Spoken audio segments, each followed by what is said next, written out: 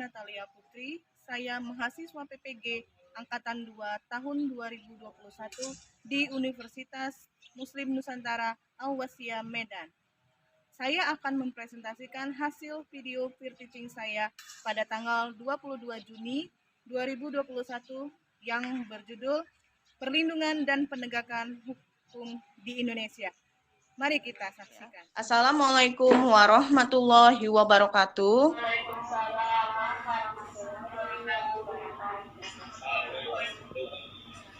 Apa kabar anak-anak pada pagi hari ini? Baik, Bu.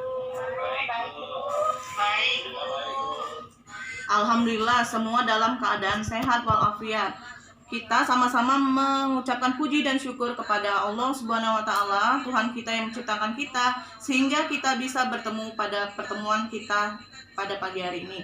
Anak-anak, sebelum kita memulai materi pembelajaran kita pada pagi hari ini, ada baiknya kita membaca doa terlebih dahulu ya.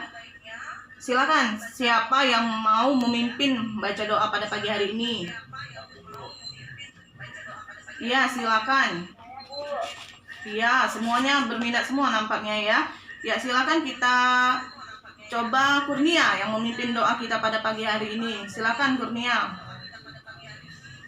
Bu, teman-teman, sebelum kita belajar, mari kita berdoa ya. Berdoa mulai.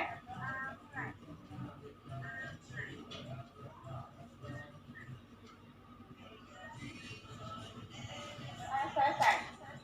Iya, terima kasih Kurnia. Anak-anak, sebelum kita memulai pembelajaran kita pada pagi hari ini, supaya kita lebih semangat untuk belajar, mari kita yel-yel dulu ya. Silakan. Kalau ibu bilang semangat pagi, anak-anak bilang pagi, pagi, pagi. Ya. PPKN keren, hebat, oke. Ya. Bisa semua? Kita coba ya. Iya.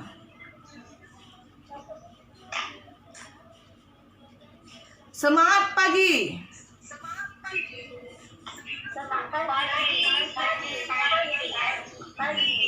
PPKN keren, hebat, oke. Aduh. Ulang lagi deh, kayaknya masih ada yang ngantuk ini ya. Iya, Hermanto, semangat Hermanto. Ya, Mona Lisa, tunjukkan suaranya ya. Kita ulang lagi, semangat pagi. PPKN, keren, hebat, oke. Oke, makasih, tepuk tangan untuk kita semua anak-anak. Ya, sebelumnya Ibu mengecek hadiran kita dulu ya. Setelah Ibu lihat dari kamera, nampaknya anak-anak hari ini semangat semua belajar. Dan Ibu lihat hadir semua, alhamdulillah hari ini ya, sehat semua. Apakah ada yang tidak masuk anak-anak?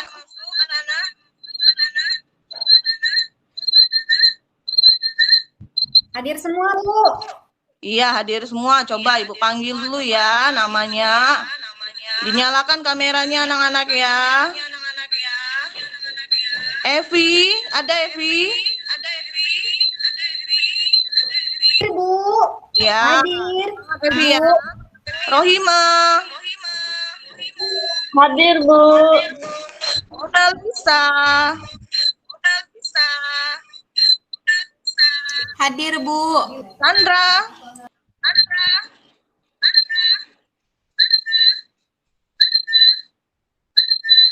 Kurnia. Hadir, Bu. Hermanto. Hadir, Bu. Dewi. Ridwan. Hadir, Bu. Iya, tepuk tangan untuk kita semua. Kita sudah hadir semua, sudah siap nih belajar pada pagi hari ini, anak-anak ya. Anak-anak, kita pada pagi hari ini akan mempelajari tentang materi perlindungan dan penegakan hukum. Nanti Ibu akan tayangkan slide PowerPoint-nya ya. Tunggu dulu sebentar ya anak-anak. Sudah nampak ya keempatnya? Sudah, Bu. Sudah, Bu. Sudah, Bu. Ya, itu sudah ada ya. Bab ini kita akan melanjutkan materi perlindungan dan penegakan hukum di Indonesia. Sebelum kita melanjutkan materi kita pada pagi hari ini, Ibu ingin tahu dulu. Minggu kemarin, pertemuan yang sebelumnya, kita mempelajari tentang apa? Ada yang bisa nggak? Yang masih ingat pelajaran kita sebelumnya minggu lalu? Coba siapa? Ayo. Angkat tangannya yang bisa, silakan bicara.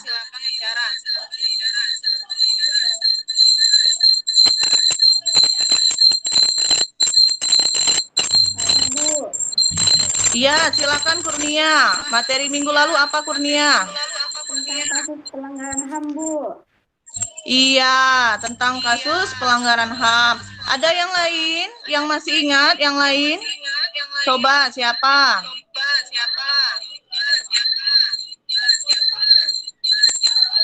Kurnia udah bagus sekali dia. Saya, Bu.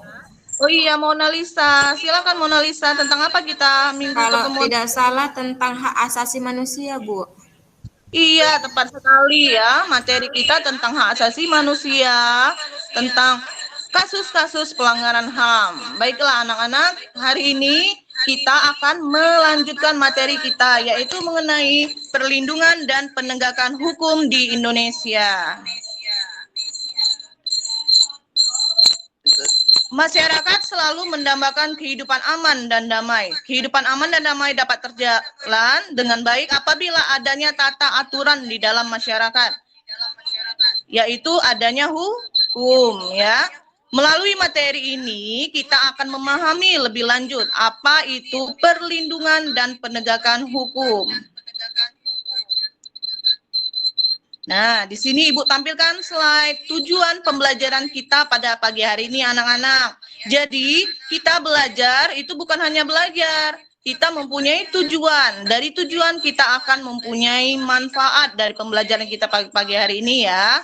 Yang pertama yaitu setelah mempelajari materi tentang perlindungan dan penegakan hukum di Indonesia, peserta didik mampu menjelaskan hakikat perlindungan dan penegakan hukum dengan benar.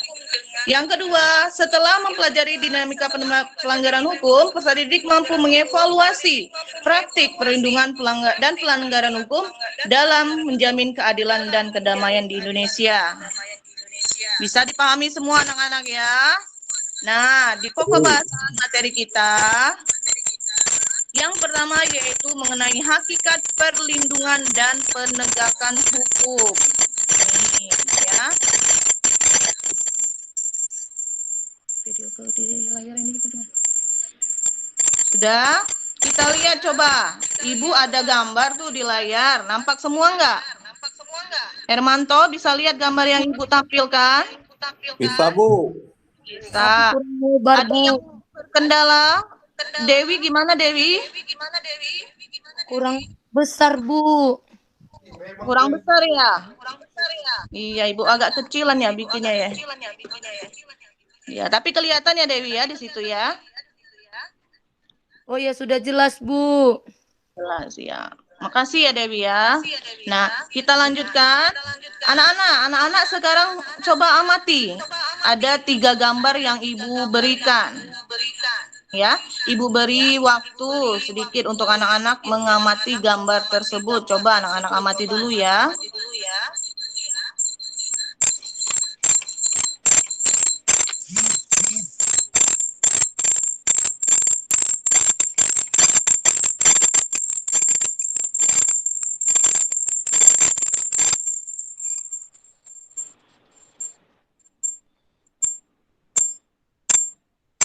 Silakan diamati dulu ya. Ya. Kita lihat di situ ada 3 gambar. Coba Ibu tunjuk tuh di layar yang paling kanan ya. Itu ada kendaraan apa anak-anak? Kendaraan motor, Bu. Motor, Bu. Motor, Situ Bu. ada lambang-lambang lalu Lintas. Tidak boleh berbelok, Bu. tidak boleh berbelok ya. Benar, Ridwan Ali pintar sekali tuh, tidak boleh berbelok arti lambang tersebut. Nah, itu ada di jalan ya anak-anak ya. Artinya kita harus mentaati peraturan lalu lintas. Gambar kedua ini. Coba ya, sudah gambar pertama kita sama-sama tadi. Sekarang Ibu minta apa yang anak-anak dapat amati dari gambar tersebut. Siapa yang bisa mengemukakan pendapatnya? Ayo. Ya, Bu. Iya, Dewi. Ayo Dewi, apa Dewi? Menurut Dewi apa itu? Ya, Bu, menurut saya, Bu, dari gambar tersebut bahwa peraturan lalu lintas itu harus ditaati, Bu, karena dengan kita mematuhi peraturan lalu lintas, kondisi jalan menjadi lebih teratur dan tersusun. Bahkan, Bu, sisi baiknya lagi menaati peraturan lalu lintas dapat menetralisir terjadinya kecelakaan lalu lintas yang membahayakan diri kita maupun orang lain, Bu. Iya, Dewi, bagus sekali ya. Kita kasih jempol nih untuk Dewi ya. Pintar sekali dia mengemukakan pendapat. Ya, ada lagi yang bisa anak-anak. Ayo, siapa lagi selain Dewi? Ayo anak-anak, jangan takut ya. Mengumpulkan pendapat tidak ada salahnya. Salah benar kita bisa luruskan nanti. Ayo, siapa lagi yang bisa? Saya, Bu. Iya, silakan Kurnia. Ayo, Bu. Di sini katanya di sini ada gambarnya, Bu. Polisi sedang menilang, Bu. Yang melewati jalan belok itu, Bu. Di Cina tidak boleh belok. Ternyata dia belok, Bu. Jadi ditilang sama polisi, Bu. Oh iya, benar sekali Kurnia, bagus juga ya pendapatnya. Polisi sedang menilang katanya di situ. Iya, tadi Chandra juga mau bicara kayaknya Ibu lihat tadi ya. Silakan Chandra. Ayo, Bu. Iya, Itu, Bu, Chandra. gambar tabrakan nih, Bu. Kecelakaan ini, Bu. Iya. Mungkin ada razia nih, Bu, tabrakan. Iya, kecelakaan benar sekali. Mungkin kata Chandra adanya razia di sana, jadi bisa kecelakaan. Nah, anak-anak, ayo siapa lagi? Ayo. Ayo, siswa-siswa Ibu pasti pintar semua nih. Saya, Bu. Iya, Epi, silakan Epi. Iya, Bu. Saya lihat gambar-gambar semuanya itu, Bu. Gambar-gambar yang menjadikan lalu lintas tidak terkontrol, Bu. Karena di situ ada gambar yang melanggar peraturan lalu lintas, dilarang berbelok tapi berbelok. Ada yang kecelakaan, Bu. Mungkin karena melanggar peraturan lalu lintas dia, Bu. Iya, Epi, benar sekali ya apa yang dibilang sama Epi itu tepat juga karena adanya pelanggaran lalu lintas sehingga terjadi suatu kecelakaan. Ya, tadi sudah ada 4 orang ya, ada Dewi, Kurnia, Chandra, Evi. Ada yang lain nggak yang ingin berbicara? Ayo. Ya, Bu. Iya, Mona Lisa. Silakan Mona Lisa. Di sini, Bu, saya mau nanya, Bu, kenapa peraturan itu harus ditaati, Bu? Iya, pertanyaan yang bagus dari Mona Lisa ya.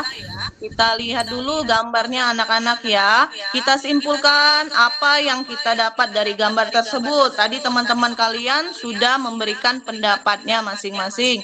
Terima kasih ya untuk teman-teman yang lain tadi. Nah, jadi di sana adanya peraturan lalu lintas. Nah, akibat tidak dipatuhinya peraturan yang ada di negara kita bisa terjadi apa anak-anak? Jika tidak terjadinya apa yo? Kecelakaan, Bu. Kecelakaan lalu lintas, Bu.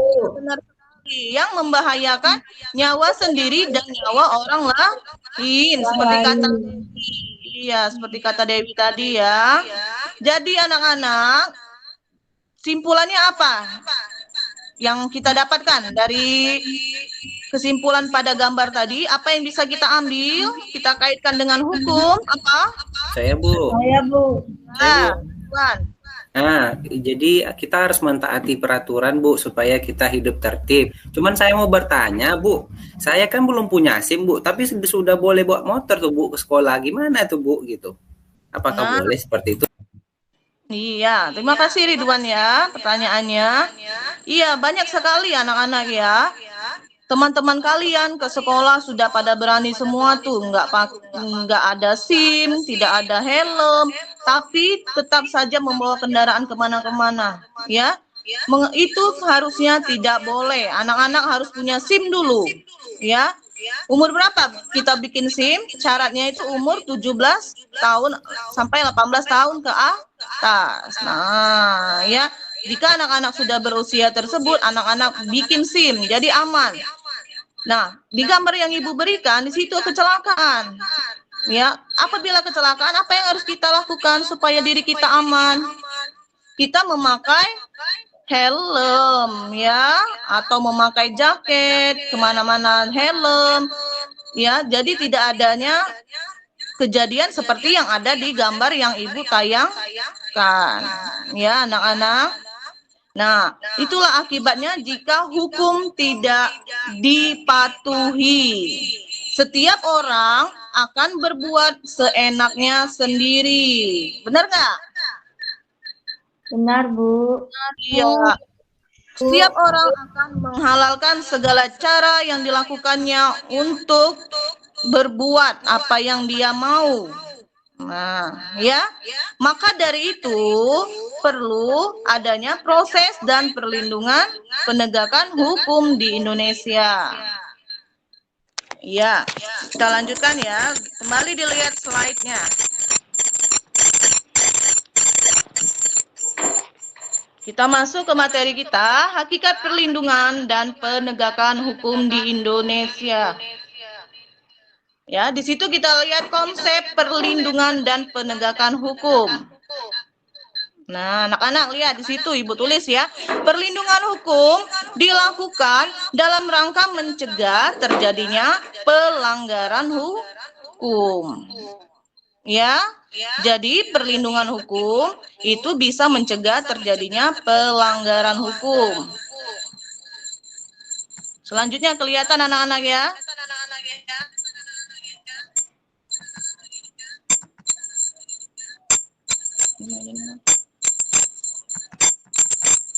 Selanjutnya, penegakan hukum dilakukan dalam rangka menciptakan ketertiban masyarakat yang dilakukan oleh aparat penegak hukum. Ya, itu nanti anak-anak pertemuan selanjutnya kita akan mengetahui juga, nanti kita bahas ya. Sekarang kita tahu dulu mengenai hakikat perlindungan dan penegakan hukum. Anak-anak, modul yang Ibu kasih sudah dibuka belum nih? Sudah, Bu. Sudah, Bu. Sudah, Bu. Terima kasih ya. Di sana anak-anak lihat juga ya. Di sana ada banyak materinya, perlindungan dan penegakan hukum. Ya. Nah,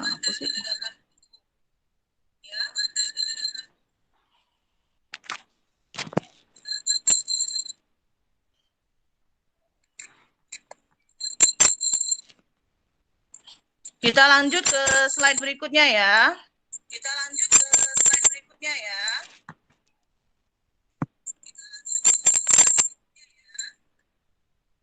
Di sana ada pentingnya perlindungan dan penegakan hukum.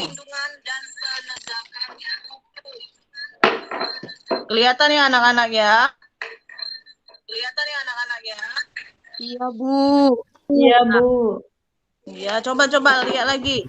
Ayo, kemana ini, ayo? Ya, Hermanto. Kelihatan nggak Hermanto? Kelihatan, Bu. Ya. Di situ pentingnya penegakan dan perlindungan hukum. Yang pertama, tegaknya supremasi hukum. Ya. Yang kedua, supaya tegaknya keadilan. Iya. Yang ketiga, mewujudkan kedamaian dalam masyarakat. Nah, anak-anak coba siapa yang bisa mengemukakan pendapatnya mengenai faktor apa yang mempengaruhi perlindungan dan penegakan hukum di negara kita. Ayo. Faktor-faktor yang mempengaruhi penegakan dan perlindungan hukum di negara kita. Saya, Bu. Iya, Ridwan, silakan. Kemarin saya dengan ayah saya kan Bu naik sepeda motor Bu beberapa hari yang lalu tuh Bu. Jadi kami kan enggak pakai helm Bu, ditilang sama polisi. Nah, polisinya kami dimintanya sama kami 50.000 Bu. Kemudian kami boleh pulang Bu. Nah, itu apa berpengaruh itu Bu terhadap perlindungan hukum Bu atau penegakan hukum? Kan kami enggak pakai helm Bu. Kan harusnya kami ditilang kan Bu, tapi cuman dihukum 50.000 Bu gitu. Nah, itu berpengaruh kayaknya enggak Bu gitu. Iya, kata Ridwan pergi sama ayahnya tetapi tidak pakai helm dan hukumannya cuma membayar 50.000 dendanya ya Ridwan ya. Iya, teman-teman yang lain ada yang bisa menanggapi? Saya, Bu. Iya, Rohima silakan. Menurut saya yang dilakukan oknum polisi itu salah, Bu. Karena seharusnya kalau kita melakukan pelanggaran harus dihukum, Bu. Kalau melakukan pelanggaran lalu lintas harus ditilang, Bu. Bukannya bayar 50.000, Bu. Itu oknum polisinya saja, Bu, yang salah. Iya, tepat sekali Rohima. Terima kasih Rohima. Jadi menurut Rohima, Pak polisinya yang salah ya memberikan aturan lalu lintas. Ada lagi pendapat yang lain anak-anak? Ayo Bu. Iya Chandra, silakan Chandra. Itu Bu, kalau menurut saya Pak polisinya gunakan wewenang Bu, korupsi Bu.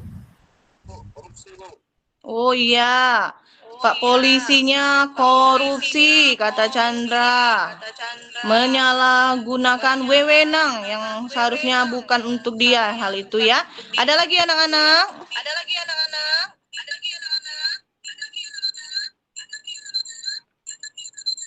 Ya, kalau tidak ada lagi, berarti faktor yang diberikan oleh Ridwan yang mempengaruhi perlindungan dan penegakan hukum itu kita lihat dari siapa? Penegak hukumnya, anak-anak ya. Iya, penegak hukumnya. Siapa dalam hal itu penegak hukumnya? Polri. Ya. Polri, Bu. Selain faktor tersebut, ada lagi nggak anak-anak menurut anak-anak selain penegak hukum yang mempengaruhi perlindungan dan penegakan hukum di negara kita ini? Saya, Bu. Iya, Epi, silakan Epi. Menurut saya, Bu, satu faktornya adalah kesadaran masyarakat itu sendiri, Bu. Artinya kalau kita nggak sadar pentingnya perlindungan dan penegakan hukum, kita jadi terbiasa atau mau berbuat pelanggaran-pelanggaran hukum, Bu. Tapi kalau kita sadar pentingnya perlindungan dan penegakan hukum untuk kita dan masyarakat yang lain, pasti kita nggak mau melanggarnya, Bu. Misalnya kita naik kendaraan, akhirnya kita jadi pakai helm, Bu. Harus punya SIM dulu, STNK dulu, baru berangkat. Nggak sembarangan seperti yang dibilang teman kita tadi, Pak Ridwan Ali. Iya, Evi, bagus sekali pendapatnya. Aduh, Evi pintar sekali ya.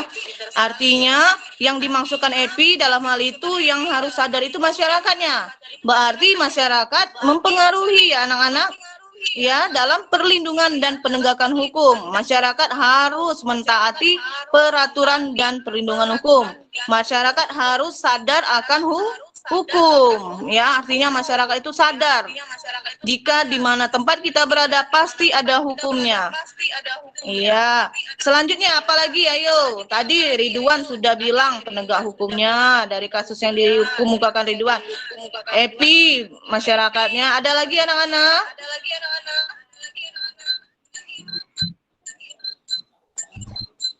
Ya, kita tambahkan ya. adanya faktor apa? Kebudayaan, adanya faktor hukuman itu sendiri ya, seperti kata temannya tadi, nggak pakai helm, cuma didenda 50.000, tidak sesuai dengan aturan. Yang selanjutnya itu mengenai sarana dan prasarana fasilitas yang ada, ya anak-anak ya. Selanjutnya kita kembali ke slide lagi ya. Oke,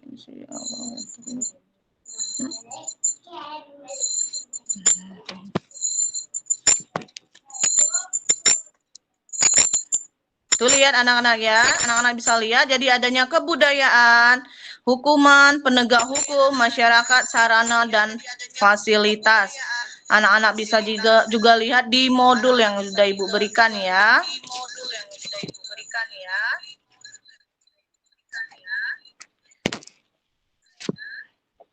Selanjutnya kita akan bagi kelompok anak-anak ya. Ya, silakan kita bagi kelompok. Kita ada 10 orang, kita bagi kelompok, 2 kelompok aja. Iya, nanti Ibu kirim nama-nama kelompoknya di grup WA. Anak-anak bisa cek sekarang ya di grupnya. Itu ada nama-nama kelompok ya. Lihat anak-anak, di situ ada kelompok ya. Nah, di LKPD anak-anak boleh lihat di lembar yang sudah Ibu berikan semalam. Di situ ada presentasi hasil kerja kelompok ya. Nah, iya, silakan. Masing-masing kelompok silakan berdiskusi sebentar mengenai tindak pidana yang terjadi di Indonesia.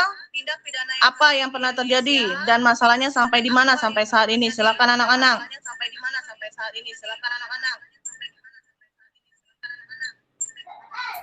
Korupsi, Bu. Oh iya, Ridwan, korupsi kelompok 1 Ridwan. Jadi ada kemarin saya lupa tersangkanya itu, Bu. Ada yang sampai hari ini tidak tertangkap tersangkanya, Bu. Kan apa namanya, KPK pun tidak bisa menemukannya, Ibu itu. Nah, itu kayaknya faktor yang pengaruhnya itu, Bu, penegak hukum, kebudayaan sama masyarakat kita, Bu, gitu ya. Iya, benar sekali Ridwan ya. Jadi tindak pidana korupsi, adanya kasus korupsi yang sampai saat ini belum terselesaikan, ya. Ayo dari kelompok 2, siapa yang mau berbicara? Saya, Bu. Ya, Mona Lisa, silakan. Menurut hasil diskusi kami satu kelompok mengenai tindak pidana korupsi yang dilakukan oleh proyek Hambalang, Bu. Yang di situ adalah mengenai kasus proyek pembangunan pusat pendidikan, pelatihan, dan sarana olahraga. Di sini mereka korupsinya sebesar 706 miliar gitu, Bu. Dan kemudian pendapat kami mengenai pembangunan proyek Hambalang ini direncanakan dibangun sejak masa Menteri Pemuda Olahraga yang dilakukan oleh Andi Malarange. Itu juga mereka korupsi, Bu, sebesar 1,2 triliun, Bu. Iya, anak-anak, terima kasih pendapatnya. Dari diskusi kita simpulkan ya, tindak pidana korupsi itu merupakan tindakan yang melanggar hukum ya. Jadi yang melakukannya banyak aparat penegak hukum. Nah, anak-anak, sekarang kita tutup pembelajaran kita pada pagi hari ini. Kita sama-sama menyimpulkan bahwa penegakan dan perlindungan hukum itu dapat menciptakan tatanan masyarakat yang adil, damai, dan sejahtera apabila hukum yang berlaku dipatuhi oleh seluruh masyarakat Indonesia tanpa terkecuali. Anak-anak, Ibu ingatkan lagi di LKPD yang sudah Ibu kasih, anak-anak itu ada tugas, ya, ada beberapa soal dikerjakan di rumah. Minggu depan kita akan bahas PR-nya dan kita sama-sama pagi hari ini mengucapkan syukur alhamdulillah kita telah selesai anak-anak ya. Terima kasih untuk waktunya semua. Assalamualaikum warahmatullahi wabarakatuh. Waalaikumsalam warahmatullahi wabarakatuh.